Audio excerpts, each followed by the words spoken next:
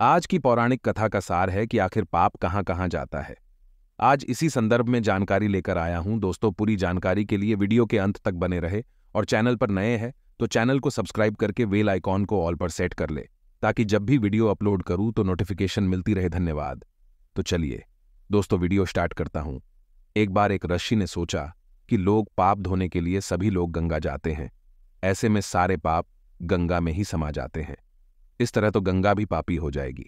उस ऋषि ने यह जानने के लिए आखिर पाप जाता कहाँ है, ऋषि ने तपस्या की। तपस्या करने के फलस्वरूप सभी देवगण प्रकट हुए। तब ऋषि ने उनसे पूछा कि गंगा में जो पाप धोया जाता है वह कहाँ जाता है। तब भगवान ने कहा कि चलो गंगा जी से ही पूछते हैं इस बारे में। ऋषि और भगवान दोनों ने ही गंगा जी से पूछा कि हे गंगे, सब लोग तुम्हारे यहां पाप धोते हैं, तो इसका मतलब क्या आप भी पापी हुई? तब गंगा ने कहा कि मैं कैसे पापी हो गई, मैं तो सभी पाप लेकर समुद्र को अर्पित कर देती हूं। इसके बाद ऋषि और भगवान समुद्र के पास गए और उनसे पूछा कि हे सागर, गंगा सभी पाप आपको अर्पित कर देती है, तो क्या आप पापी हो गए? तब समुद्र ने कहा कि मैं कैसे पापी हुआ, वो सभी पाप को भाप बनाकर बादल बना देता है। अब ऋषि और भगवान दोनों ही बादल के पास गए और उनसे पूछा कि हे बादल, समुद्र पापों को भाप बनाकर बादल बना देते हैं, तो क्या आप पापी हुए? बादलों ने कहा, मैं कैसे पापी हुआ, मैं तो सभी पाप को वापस पानी बना देता हूं और धरती पर गिरा देता हूं।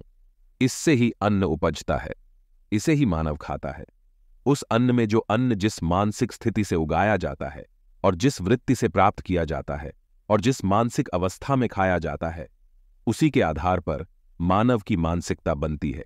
यही कारण है कि कहा जाता है कि जैसा खाए अन्न वैसा बनता मन। जिस वृत्ति से अन्न प्राप्त किया जाता है और जिस मानसिक अवस्था में खाया जाता है, वैसा ही विचार मानव का बन जाता है। ऐसे में हमेशा भोजन शांत रहकर ही ग्रहण करना चाहिए। अन्न जिस धन से खरीदा जाए वह धन भी परिश्रम का होना चाहिए।